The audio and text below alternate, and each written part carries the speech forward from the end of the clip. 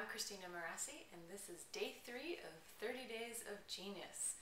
So hopefully you had an interesting exploration yesterday of the 4 zones: incompetence, competence, excellence, and genius. And my husband and I had a fun time playing around with those last night, and at any given moment he would shout out, "Hey, I think that's your zone of incompetence." And I would say, "Thanks, honey, that's very sweet of you to point that out."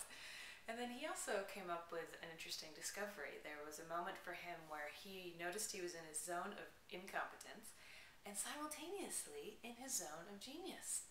So, wow, what a discovery, right? Interesting things that we can learn. And so this is the type of stuff that it's great to share with one another because we'll all keep learning together. And so it's fun to put it in the comment section of the blog. So if you found anything out for yourself, please feel free to share. So today, let's take our exploration further. So we talked about the 4 zones, right? And we talked about what it's like, and it's an interesting thing to go from the zone of excellence to the zone of genius, and herein lies the big leap, related to Gay Hendricks' book.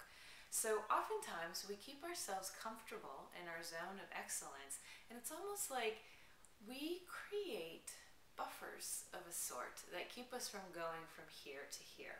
So I'm sure we've said all of these things in our lives. I don't have the time to do what I really want to do. If I didn't have to pay the bills, I could do what I really wanted to do. If I didn't have to take care of the kids, I could do what I really wanted to do.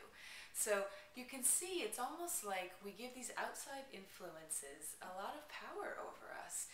And they have their merit, and at the same time, today I want to ask you, if you didn't have to worry about paying the bills, having enough time, taking care of your family, what would you do?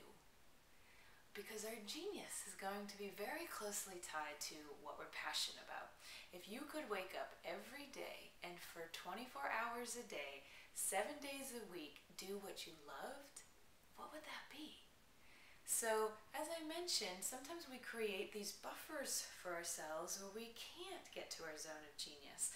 And so what would it be like to push those away, give yourself a little space, not worry about the outside influences, and think about, what would I really do?